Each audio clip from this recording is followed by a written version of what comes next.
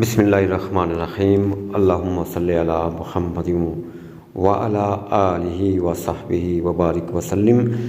شعبان المعظم اسلامی سال کا 8واں مہینہ ہے جو 2 مبارک مہینوں رجب اور رمضان کے درمیان میں آتا ہے، جس سے اس کی فضیلت میں مزید اضافہ ہوتا ہے۔ حضور غوث الاعظم الشیخ عبدالقادر جیلانی رضی اللہ تعالیٰ عنہ بیان فرماتے ہیں کہ لفظ شعبان 5 حرفوں کا مجموعہ ہے: شین، عین، با، الف اور نون۔ شین شرف سے، عین علو عظمت بلندی سے، با بر نیکی اور تقوی سے، الف الفت اور محبت سے، اور نون نور سے ماخوذ ہے۔ اس مہینے میں اللہ تعالیٰ کی طرف سے بندے کو یہ 4 چیزیں عطا ہوتی ہیں۔ یہ وہ مہینہ ہے جس میں نیکیوں کے دروازے کھل جاتے ہیں اور برکات کا نزول ہوتا ہے، گناہگار چھوڑ دیے جاتے ہیں اور برائیاں مٹا دی جاتی ہیں، اور مخلوق میں سب سے افضل اور بہترین ہستی حضور نبی اکرم صلی اللہ علیہ وآلہ وسلم کی بارگاہ بے کس پناہ میں کثرت سے ہدیہ درود و سلام بھیجا جاتا ہے۔ حضرت امام قسطلانی نے المواہب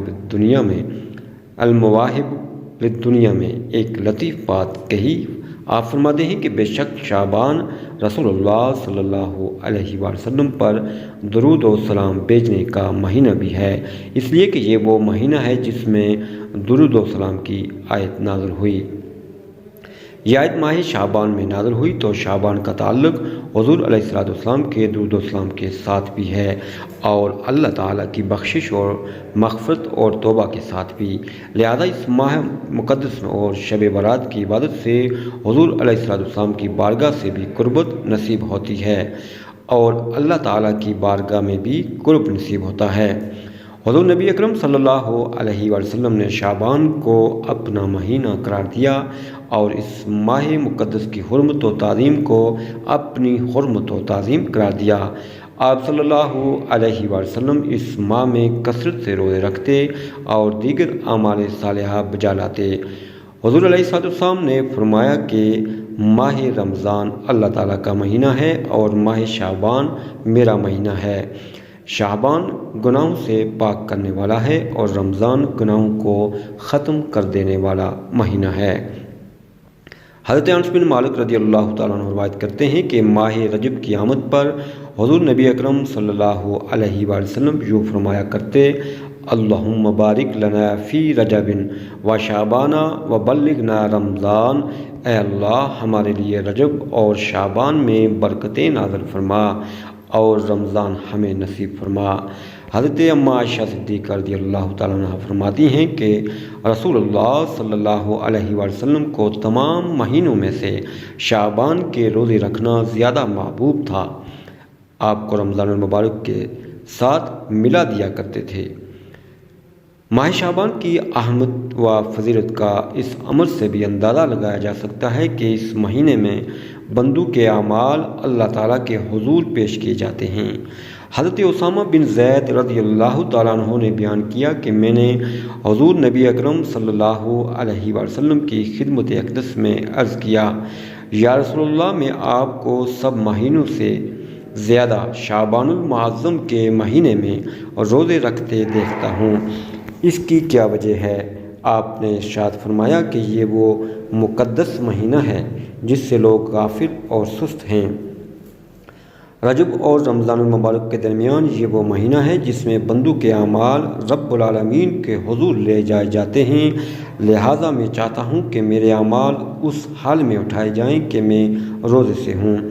اس حدیث مبارکہ میں خود حضور نبی علیہ السلام نے اس ماہ مقدس کی فضیلت کا ایک راز یہ بھی بتا دیا کہ شعبان میں ہمارے اعمال اللہ تعالیٰ کی بارگاہ میں پیش کیے جاتے ہیں۔ جو شخص اس مہینے میں جتنے زیادہ اعمال صالحہ بجا لاتا ہے، زیادہ عبادات کرتا ہے، روزے رکھتا ہے، صدقہ و خیرات کرتا ہے، اسے اتنی ہی اللہ تعالیٰ کی رحمت و مغفرت نصیب ہوتی ہے اور اسی قدر بارگاہ الہی سے قرب اور مقبولیت نصیب ہوتی ہے۔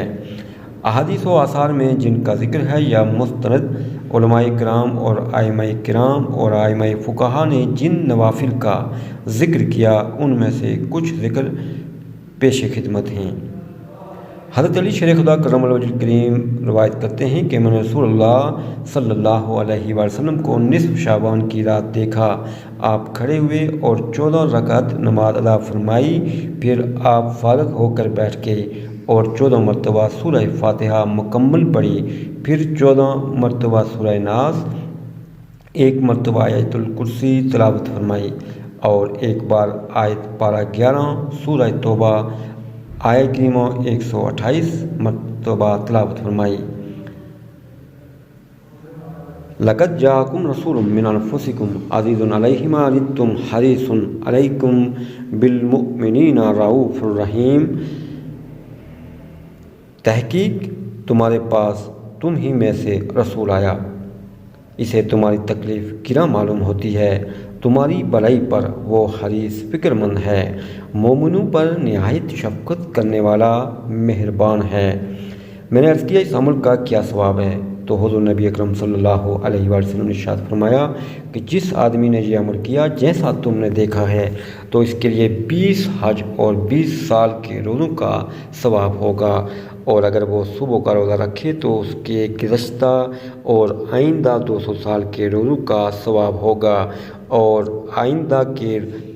ایک آئندہ کے روزوں کا ثواب ملے گا۔ اللہ تعالیٰ سے دعا ہے کہ ہمیں شعبان المعظم میں زیادہ سے زیادہ عبادت کرنے کی توفیق عطا فرمائے اور ہمارے گناہوں کی بخشش اور مغفرت فرمائے، آمین بجاہ سید المرسلین۔ اللہم صلی علی محمد عبدک و نبیک و حبیبک و رسولک النبی الامی و علی آلہ و صحبہ۔